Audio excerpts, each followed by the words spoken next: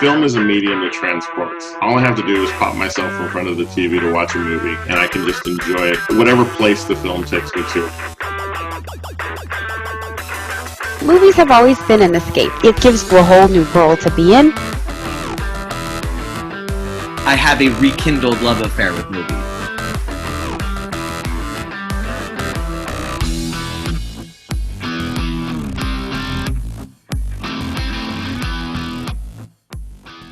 Welcome, everyone, to this week's episode of Reel to Reel Talk. I am Sergio Barrera, and it is time once again to talk movies and cinema.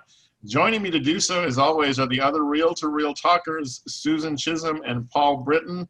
Team, it is that time again. It is time to do Netflix Roulette. I'm so excited. Indeed. I've been looking forward to this episode, as we always do, because it's, we started doing it kind of as just sort of a random topic. We needed a topic. It was the middle of the pandemic. That's how it started. Let's just be fair. Okay. And it's become a regular feature now for us, and we're very thankful to our friends at realgood.com for partnering with us and just letting us use their tool as part of our show. Right. And so we ask that you go visit them on Facebook, look up Real Good. I've got the information there for you and the information down below, and of course on their logo. Check them out, give them a like, and try the roulette wheel. We've spun the wheel once again, and those of you who've been with us know that it's always a random film that gets dropped in our lap, and it's time to talk about them again. Our category was drama. And I find interesting movies that are labeled as drama because before I ever spun, I was doing some research on Prime, just sort of because they categorize films and they'll list the numbers or they'll list various categories by a title. So you can have some films that'll say drama, comedy. Yeah, exactly. Yeah. And so. Yeah. The drama scope was science fiction, right. Horror. Like what? Dramedy, yeah, it's a dramedy horror fiction, and so. But so of course, I think this category, for the most part, has been the one that had the broadest scope and possibility, and so I am excited to find out what each of you got because. Once again got a unique one. So and remember, we actually spun on air, so people got to see sort of our initial facial reactions, right? For the second time in a row, I had to respin. That's oddly, true. So. That tells you how many movies I've seen. Just the entire library of Netflix is open to the drama category, and Paul gets one that he's already seen before. Yeah, come on. Yeah, well, and that's the thing is the scope of experience you have in movie watching is unique, and so I know when I spin the wheel, for some reason I have come across things that just. I guess I should be thankful that at first glance it's like, oh, okay. Here's the thing: is you're gonna always win on this because it will be impossible for anybody to ever get anything more random than that one that you got for comedy. Right, exactly. And I'll carry that title. I don't even remember what it's called, but it just sounded horrible. Wait till you see this time. Okay. Oh wow. Okay. Oh no. Spoiler alert. But it makes it no less fun. And cool. As we get started this week, we're going to start with Paul. I am on pins and needles to know, what did the roulette wheel give you? Okay.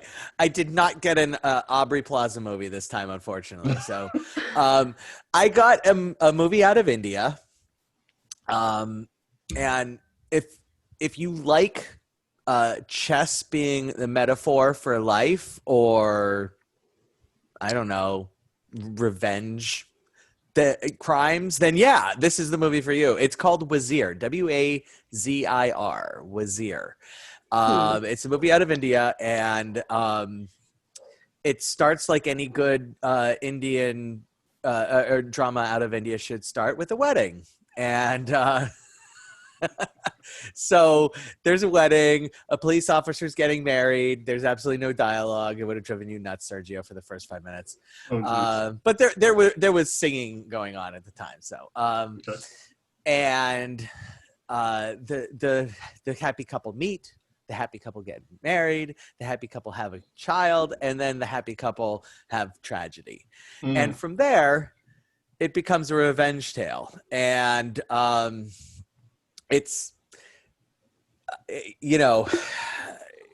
it's interesting because in the United States, there's it's bad in the United States when you have just sort of like the paper thin stereotypical bad guys in a action flick. It's just it doesn't add anything to it to a movie when the bad guys are just like completely forgettable and total stereotypes and just like, oh, here's random terrorist that is doing random terrorist things and causes destruction, causes the downfall of somebody's life. And it was so much weirder, so much more weird to see it coming out of India. And it was just the exact same, like, here's a nondescript terrorist doing terrorist things. And I don't know. And then they added the joy of chess. So the mother had been taking the daughter to get chess lessons from a guy who's been teaching who's been teaching kids chess, and he doesn't have any legs, and you do eventually find out how he lost his legs, and there was a tragedy and that he had to endure, and then another tragedy on top of that he had to endure. And he believes that it comes to find out that the police officer that we meet in the beginning and this sort of chess tutor person might be after the same bad guy. And so the legless chess tutor teaches the police officer how to play chess, and that makes him a better officer in figuring out how to defeat his foe, because you need to know how to know your foe in order to defeat your foe, and that's chess. I'm sorry, I'm laughing because the phrase, I don't know that we would have ever had to use the phrase legless chess tutor. Yes. No, not until we got this movie. Yeah. So there's a twist. Like, there's two twists, although one of the twists isn't, I guess, no, there's one twist. There's a big twist. There's a big twist at the end. It's kind of telegraphed throughout. And my problem with this movie isn't so much that everything is just just a trope upon a trope, like just stale tropes after stale tropes, and then the twist, and it's like, come on. And my problem with the twist is, I would have liked this movie more if when the twist came, it was like, one, at all shocking, which it wasn't, and two, if the police officer, upon realizing the twist, had reacted in any way other than happiness and joy that he's been getting played the entire time. And it's like, he's just like so happy that I've been used. Isn't this great? I've been used. So I don't know. I don't know what to tell you. Is there a point? Please tell me that there's a point when the villain gets his, that the officer looks at him and goes, "Checkmate, bitch," or something like that. Absolutely. I'll be honest. I don't remember. Did he say checkmate? Oh God. The bad guy gets his, and he definitely looks at him, and it's like it's supposedly a moving moment. I don't think he says checkmate. Damn it. I'm trying to think. Gotta go watch it again. Yeah, no, I don't. But they do. The twist ties everything together. Like, the weirdest part about this twist is the way it's revealed. So his wife was not just awesome person, but like this amazing dancer. And so like you actually do get some really beautiful dancing in the movie. Yeah. But like the show that she is choreographing, she just so happens to be choreographing a show about chess. For the kids that the chess tutor is tutoring how to play chess. And like, so after the chess tutor dies, that's not the twist. And after, but he still narrates, like he's the narrator for the dance recital that happens. And it's just weird. I don't know. There's just a lot about this movie that just made me kind of uncomfortable, that people are so happy about things that I don't know. Gotcha. I don't know. Yeah. Interesting. Like people should not have been as happy as they were, especially at the end. Like, yeah. You just got revenge. You're not supposed to feel good about getting revenge, you know? Yeah. Yeah. So there's always that sense of emptiness of what next. Right.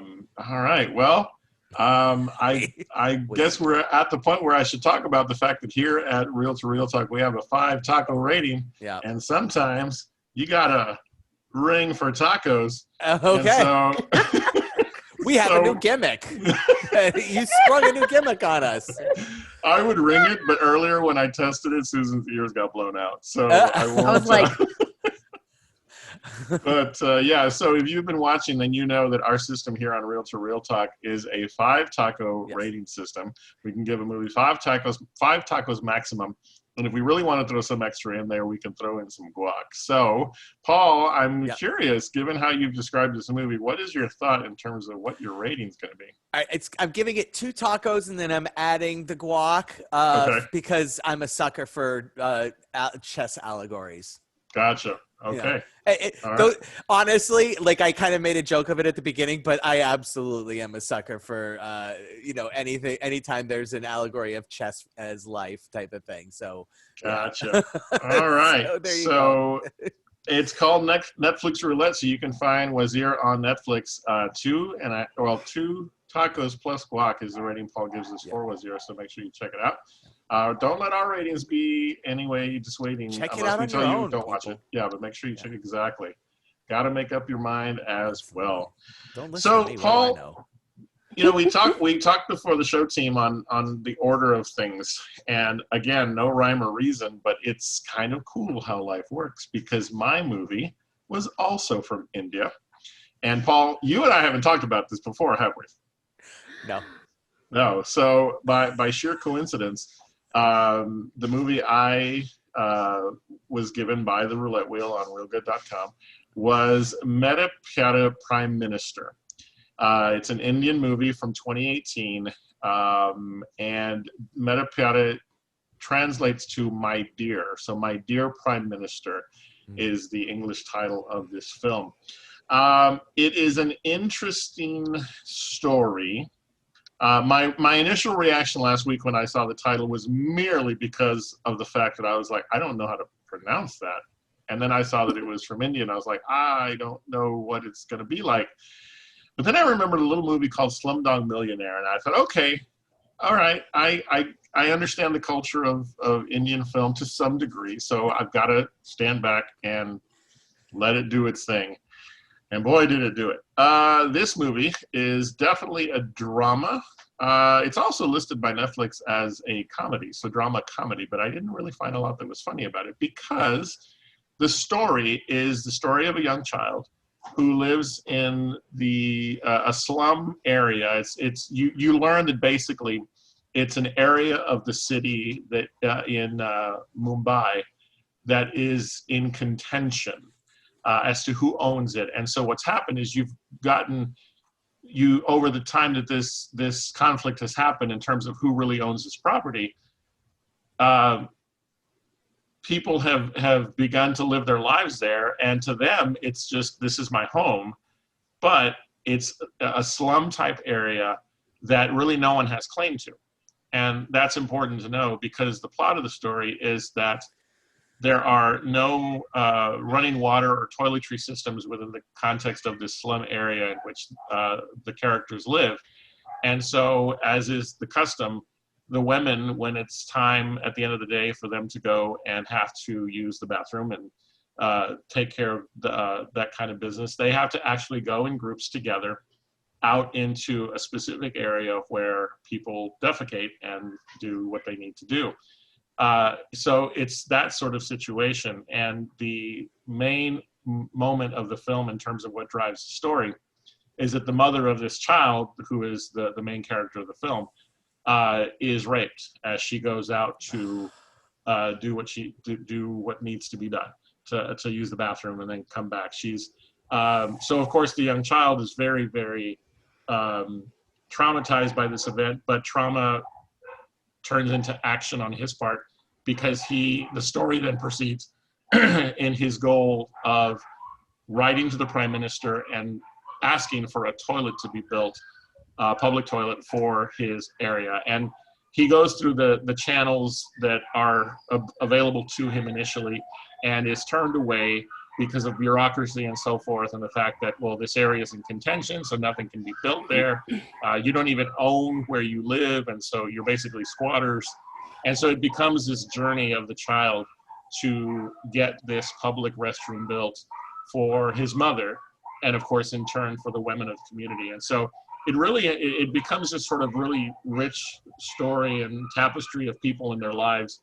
And it's kind of a tough watch in some pieces, because there's this question of who is the person who committed the assault. It's believed to be someone in their community.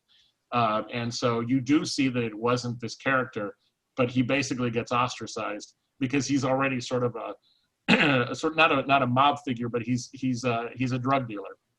And so there's a lot of this intricacy of drama, of relationships, and the way in which the community has been built and so forth. And to your point earlier, there were two major dance sequences and song sequences that happen, which is traditional in Indian film.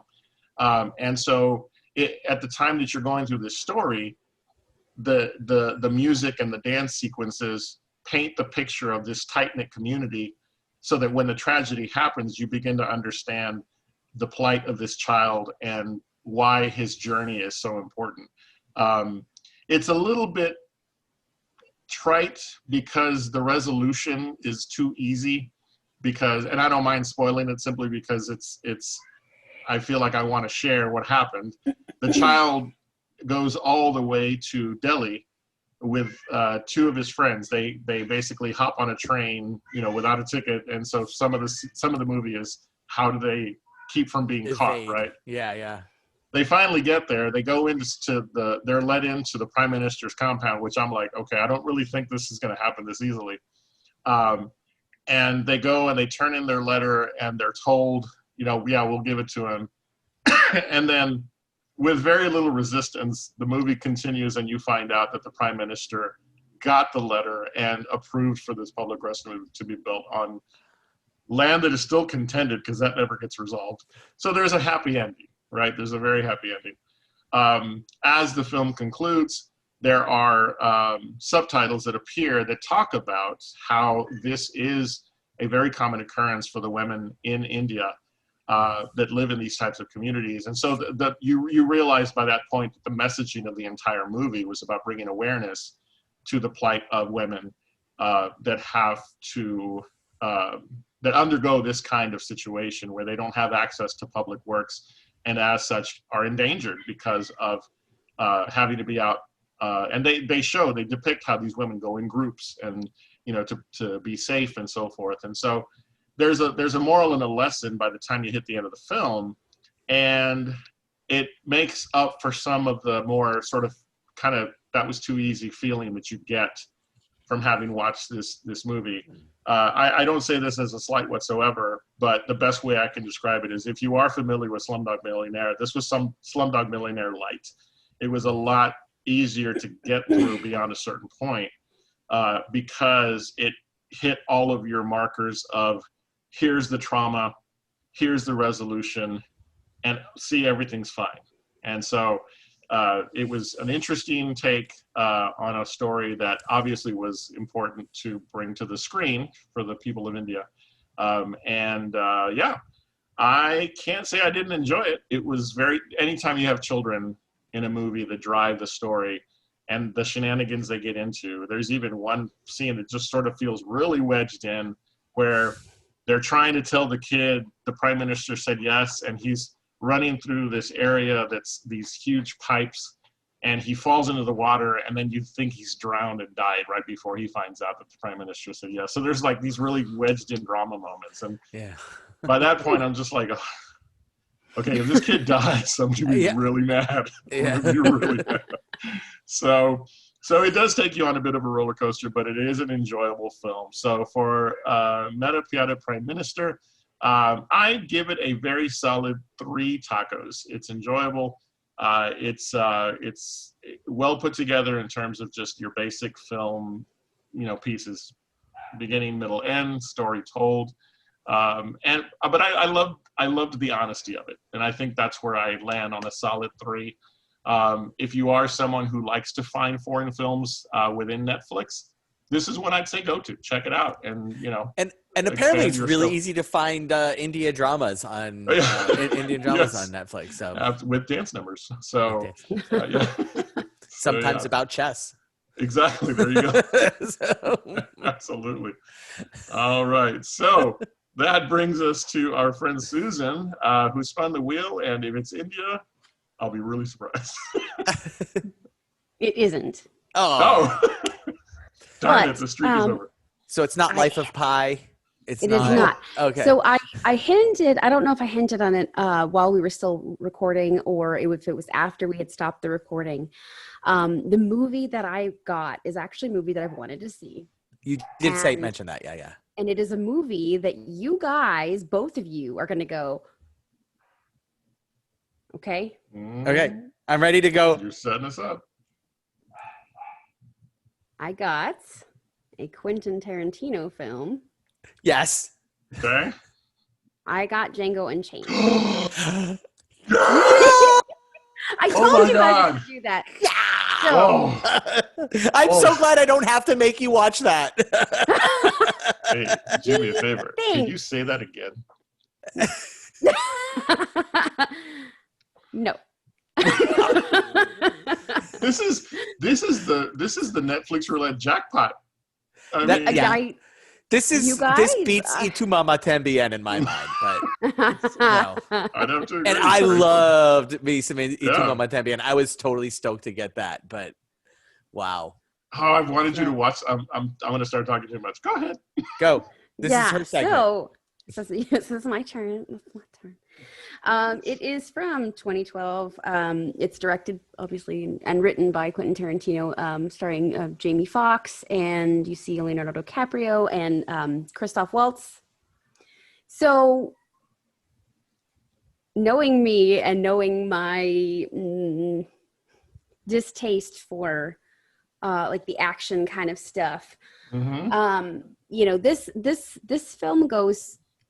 It goes into it a lot. And so, in a conversation I had, we see Tarantino uses his usual thing that he does where he kind of, everything's almost like a caricature. Everything's blown way out of proportion.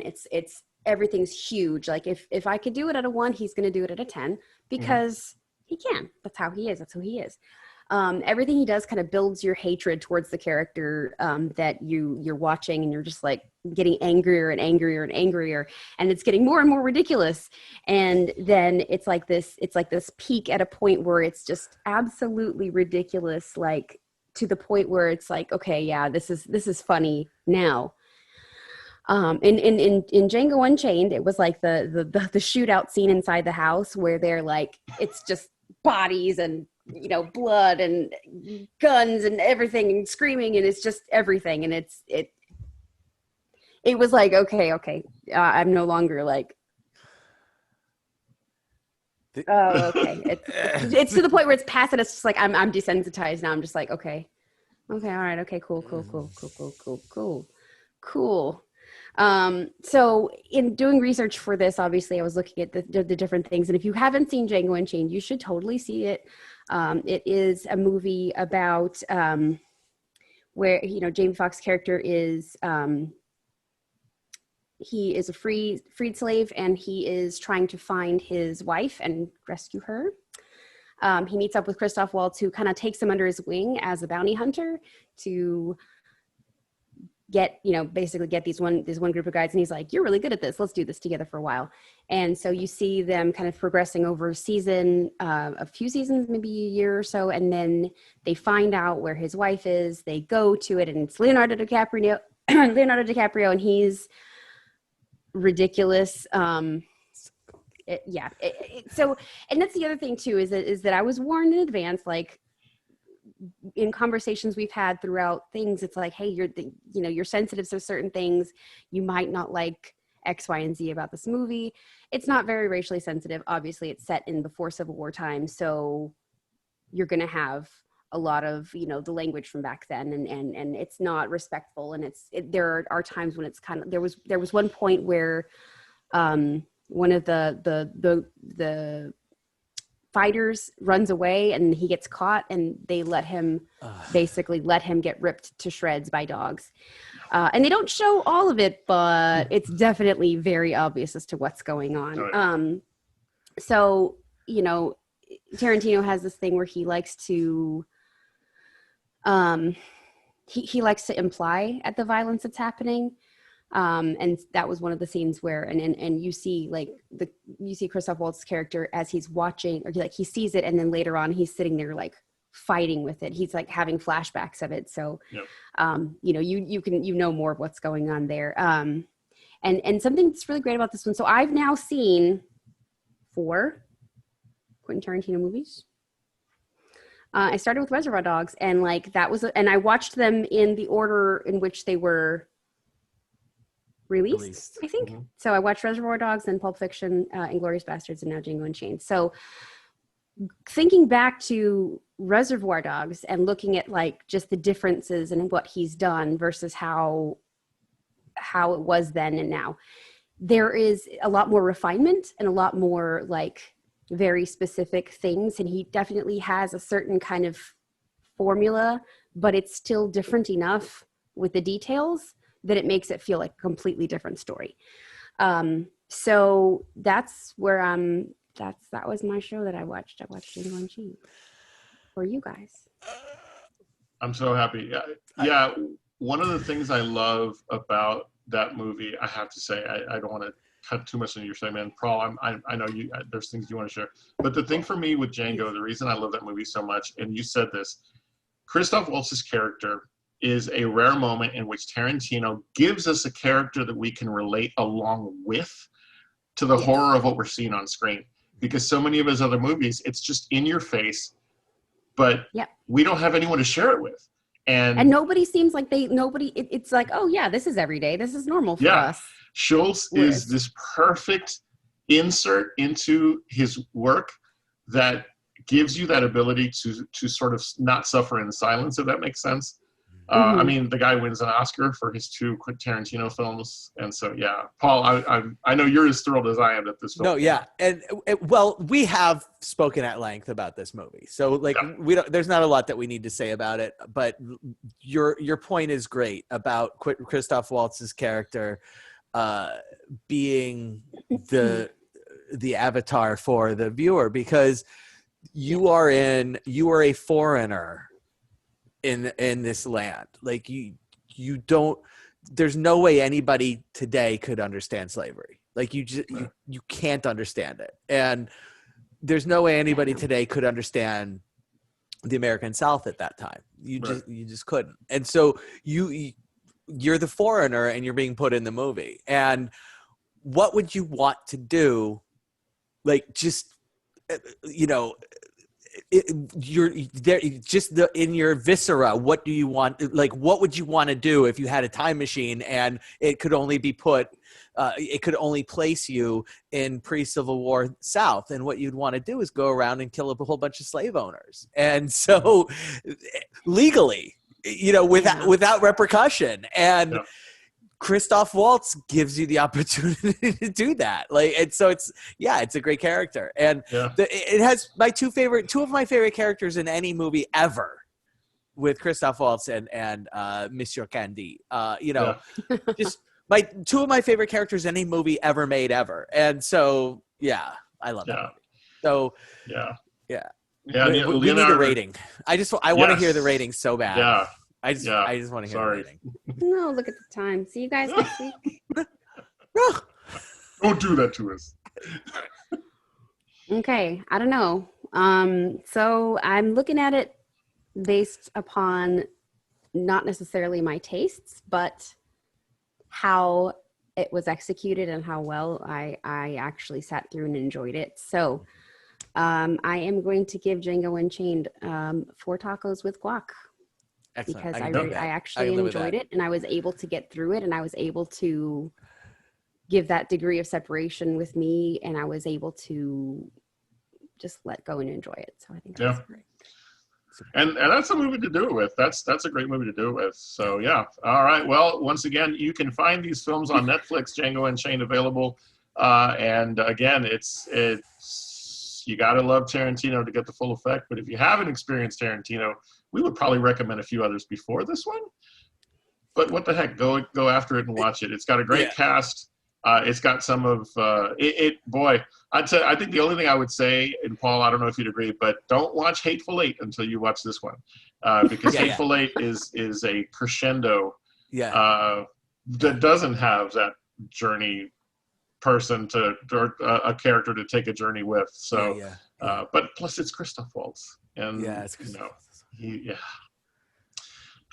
All right. Well, that brings us to the end of another Netflix Roulette here on Real to Real Talk. We thank our friends at realgood.com. We encourage you to go and find the app. Go to realgood.com/roulette, and you will be able to choose a category, choose Netflix or any other of your streaming services, and it will give you films to watch. And, sometimes watching what the wheel gives you opens the world to a whole lot of other great movies. So we encourage you to do that. All right. Well, with that, we're going to encourage you also to make sure that if you're watching us on YouTube, don't forget to hit that subscribe button if you haven't already. And also make sure you click on the notification bell so that you can be notified when our episodes land. Also, we love likes. So give the video a like. Give us comments below so you can let us know what you're thinking, and we'll look forward to reading them. You can also find us on Facebook as well as Instagram so you can know what we're watching, what we're talking about, and what's coming up next. All right. Well, it's time once again now for our weekly segments, and I'm excited because, Paul, I want to know what the hell you saw this week. All right. So, I wasn't sure what to look for this week, and I decided I wanted to look for something I could watch for free. And so I was like, oh, let me look around, see what I can find. I have a list of movies, it's not horribly long. It's not like Susan Finally Saw long, but it's a long list. And so I started kind of going down the list and trying to find one that was free. And I landed on a movie from Lars von Trier, who, as you recall, we've hit upon on this segment before with The House That Jack Built, which was disturbing. I'll remind everybody it was disturbing, but I really liked it. This time I stumbled upon another one of his movies that I've actually really wanted to watch for a long time. That was on my list and it turned out to be free on Hulu. And it's called Melancholia. It's from 2011. It stars Kirsten Dunst, Charlotte Gainsbourg, Kiefer Sutherland, and 2 different Skarsgårds, both Alexander and Stellan. And this movie, I mean, I'm just gonna flat out tell you that, like, for everything that I have a hard time with watching, what Aronofsky movies. Mm-hmm. Lars von Trier has a similar effect on me, but unlike Aronofsky, where I watch his movie and I'm like, why do I watch Aronofsky movies? Like I at the end of them, I'm always like, I don't ever want to watch another one of his movies. Whereas now, like, this is my second Lars von Trier movie in this segment. And I'm like, I can't get enough of him. I love him as a filmmaker. He is just, he absolutely knows how to throw people through emotional ringers, but make an absolutely beautiful movie. And Melancholia is no different at all. And the acting in this movie, like, so one of the things that I didn't mention, I don't think, in The House Jack Built was like the acting was really solid, but it wasn't like this movie. The acting is just through the roof amazing. Like Kirsten Dunst is ridiculously good in this movie. I mean, if you've ever just disliked Kirsten Dunst, and I know that like she can rub people the wrong way, she has a thing about, not in this movie. She is amazing. If you have a thing for Kiefer Sutherland, this movie, he puts in a performance that's unlike anything you've ever seen him in. Just complete total straight man, but not a superhero, like not a superhero cop, he's just a dude. And but like when I say he's playing the straight man, I mean like he is just playing the straight man. He is, so the idea of this movie is there's two halves to the movie. And the first half of the movie is, it's slow. And Sergio, you would have a hard time getting through the first half because of how slow it is. But it's the wedding. Kirsten Dunst and Alexander Skarsgård are getting married, and they're getting married in. You're not sure what's exactly the setting is, but it turns out that Kirsten Dunst, who plays Justine, her sister Claire, played by Charlotte Gainsbourg, is married to Kiefer Sutherland, who happens to be really friggin' rich. And so like he owns a castle on a golf course and somewhere. You don't really ever find out where, but he owns a castle on a golf course, and he lets his sister-in-law have her wedding in this. And it turns out like Justine and Claire's family are nuts. Like the father and mother are estranged. The mother doesn't just hate like love and weddings, but hates everything and everyone, and is just this horrible, bitter person.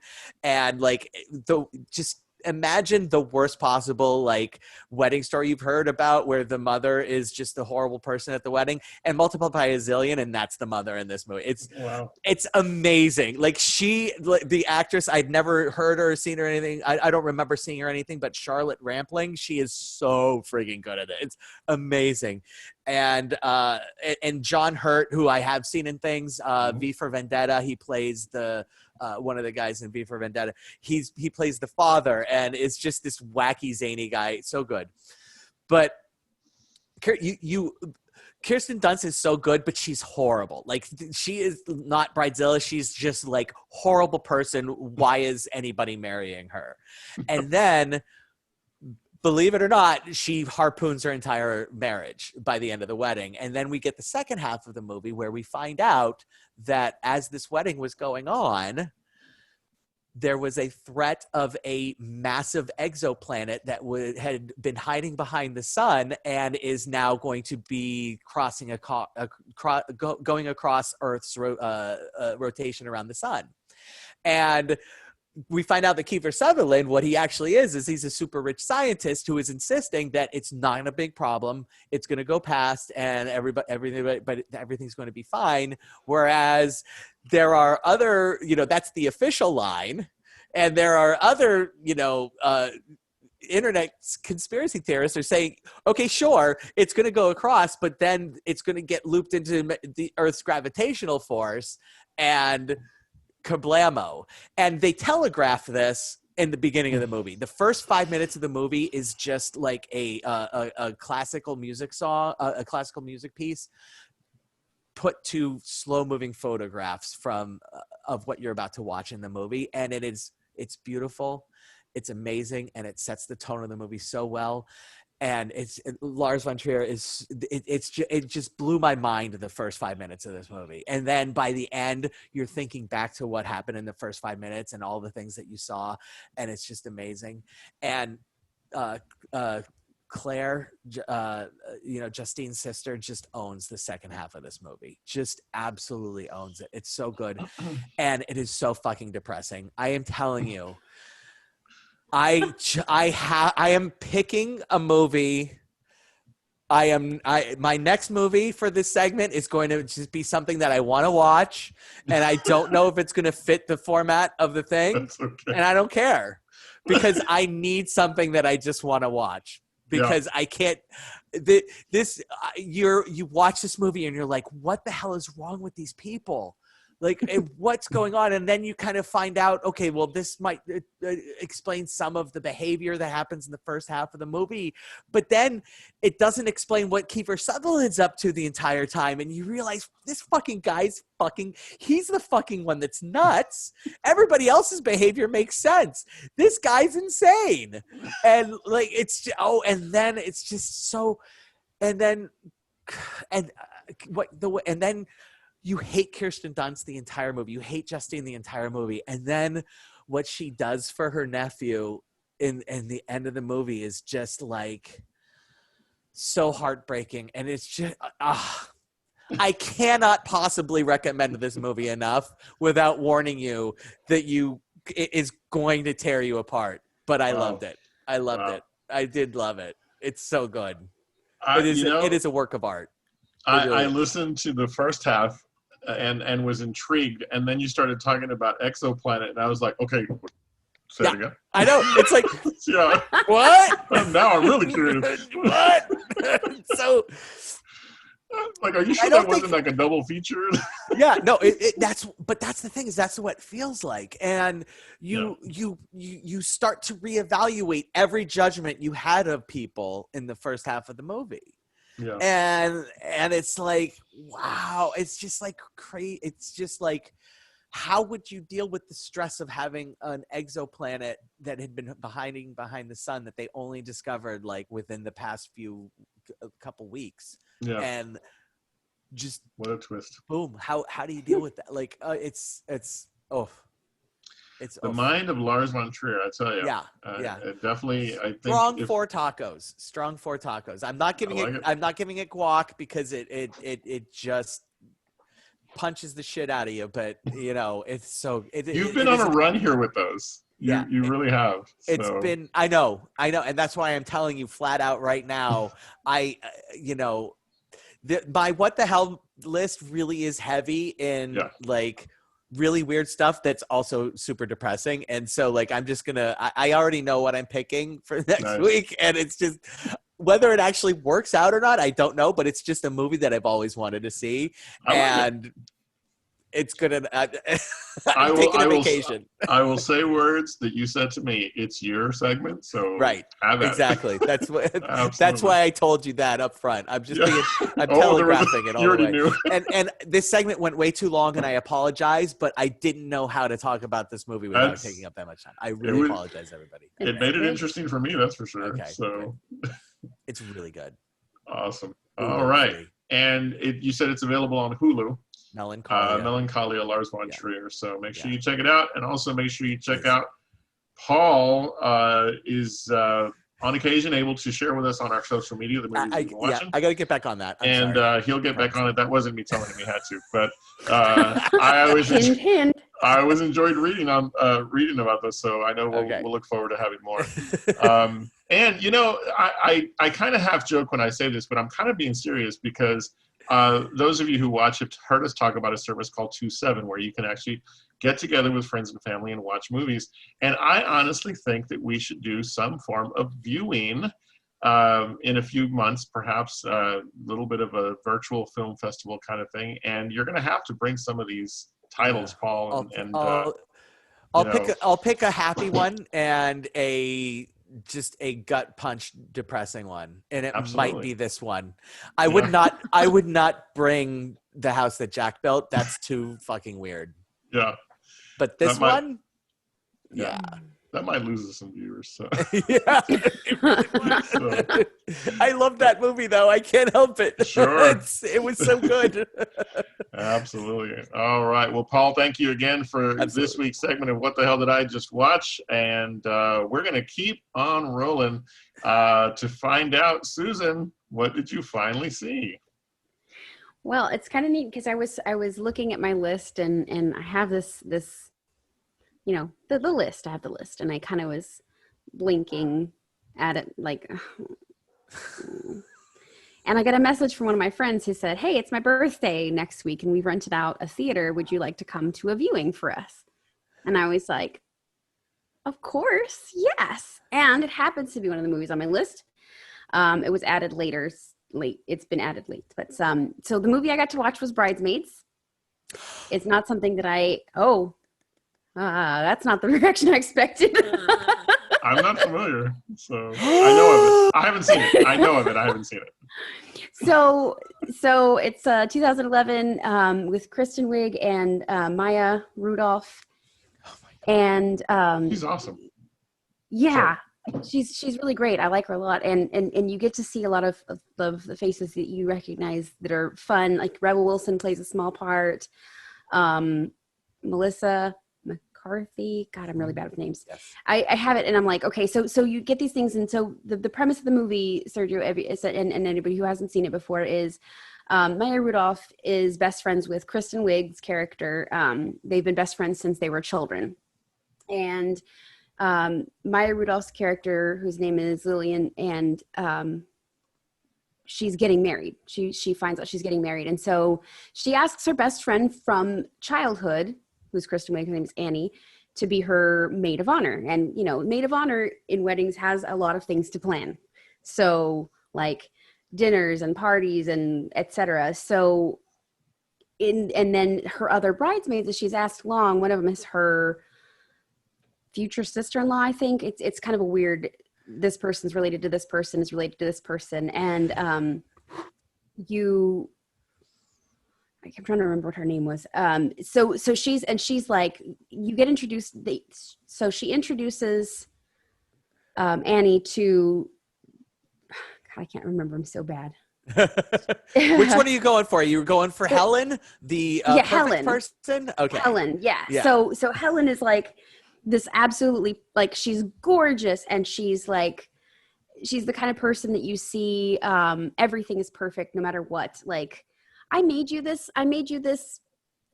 book, and it's like perfectly, and it's got gilded edges, and it's just like the most perfect thing you've ever seen. And she starts trying, it's almost like a competition between them. Like, and of course it's never expressly like we're fighting about this, but anytime that Helen tries to do something, and he's like, oh, well, I'm going to do it too, because I'm better. I'm the best friend. I've been here forever. And so, they get into shenanigans, they get into fights. And so eventually, the bride and the maid of honor fight and get, they've been best friends forever, but they stop talking to each other. And in between all of this, there's a love story with a highway patrol officer that stops her for, it's like, and of course, like after the fight, everything, she fights with him too and kicks him out. And so at the end of it, essentially it's all happy ending. And so they get married, and she still gets to be maid of honor. And then she gets back together with the guy. It's a good movie. It's really cute. I think that you should watch it if you like rom-coms. I'm curious because, again, I've not seen it, but I seem to think that it was in the same vein as, from a comedic standpoint, it was in the same vein as The Hangover. Oh no, yes, The Hangover. Thank you. Yes. Okay. It's I say similar. that because I just recently saw The Hangover like a week and a half ago for the first time, and it was brilliant. Brilliant. Okay. Yeah, so I need to see Bridesmaids, obviously. Yes. So. Or you could just hold off and wait for us to assign it to you. I don't know. Perhaps. I might go for that. Hey, listen, you guys y'all have hit home runs. I can't deny that. So. I can't express my love for this movie enough. Like, that's all I'll say about it. Okay. Well, feel free to assign. So, Susan, and I did really enjoy it, and we got to see it with friends in a theater, and we got to wish my best friend, one of my really good friends, a happy birthday, in the movie theater. It was pretty awesome. Awesome, that's fantastic. All right, well, another movie gets the check mark on Susan's list, and so we thank you, Susan, as always, for sharing your journey with us here on Reel to Reel Talk. All right. Well, that leaves then Real Time Rewind, this week's episode, in which I share a movie that I just want to remind people is out there. It's a movie I've enjoyed and can go back to over and over. And this week's Real Time Rewind is a reminder that you got to go and see A Few Good Men. 1992, directed by Rob Reiner, starring Tom Cruise, Demi Moore, Kevin Pollak, Kevin Bacon, and a huge turn by one Jack Nicholson. There are others that are in this film. This is a movie that was based on a play. The screenplay is written by Aaron Sorkin of I'm a huge fan of Aaron Sorkin's work, and it's just I love this movie. I love this movie for all the reasons that it's full of actors who are chewing the scenery. Tom Cruise is being Tom Cruise, Jack Nicholson's being Jack Nicholson, and it's just really enjoyable. It's quick, it's fast paced, it's and it has the now iconic courtroom scene. You can't handle the truth, and it's just an awesome film. If you haven't seen it, I encourage you to. If you have, watch it again. You can find it on streaming through Prime. I bought it. It was one of the very first purchases I made after I got my Prime account a few years ago. And it's just one I love to go back to because it is one of those, for me at least, one of those films where everything just clicks. The chemistry is there. Kevin Pollak, I didn't know him much at the time, but I was impressed by how, as a comedian, that was where he built his began to build his career, how well he hung with these big Hollywood stars in this role that he has that is, minimal, kind of like his role in The Usual Suspects, but he just is so effective in playing this foil to Tom Cruise's character. And Demi Moore, of course, is fantastic in it as well. So A Few Good Men, 1992. Check it out. It is well worth the watch. And that is this week's Real Time Rewind. All right. So don't forget, if you're watching us on YouTube, we thank you so much. We appreciate that you are taking the time to visit with us once again. I do want to say that very soon, by the end of this next few days, you will be able to find every audio episode of the shows we've done on YouTube loaded and ready to go for you. We're about 4 episodes behind, but that's coming up pretty quick. So for those of you who like to listen to us on the audio versions, you will have 4 episodes to look forward to very, very soon.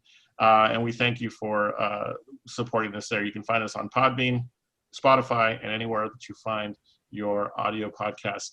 Also, make sure you find us on Instagram and Facebook. Give us a like, give us your thoughts, and follow us so that you know what's going on. On YouTube, make sure you give us a like on this episode. Tell us what you thought. And also, click that subscribe button so you can get notifications of when our episodes land by clicking that notification bell. All right, with that, we go now to real quick reviews. I believe we now have a movie we've all seen. Cool. Exactly. Paul, what did we all watch this week? We watched Enola Holmes, a new release starring Millie Bobby Brown as Sherlock Holmes' younger sister, new to Netflix. Yes, absolutely. Brand spanking new. Brand spanking new, absolutely. And I'm really, I watched it on Sunday morning this past week. I watched it while eating my breakfast. And when my wife got home from the errands she was running, she's like, "How was it?" And I said, "It was charming. It was absolutely charming." Yes. Along for the ride with, I always forget her full name. Once again, Paul. Millie Bobby Brown. Helena Bonham Carter. Oh. Well, no, her too. Yes. Millie Bobby Brown, Helena Bonham. They're yeah. both ones that you have a horrible time with. So right, exactly. Along with Henry Superman Cavill, and Henry Cavill does a great turn as Sherlock Holmes. I like the fact that they didn't let him dominate the story.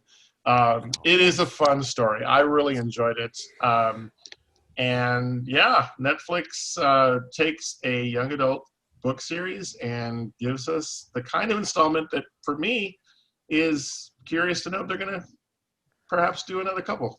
So, they Paul, sure set it up to be. Yeah, they really did. Yeah. Paul, your thoughts, and then Susan, I'm curious as well. Yeah, I mean, charming is exactly the right word for this. I mean, it's just,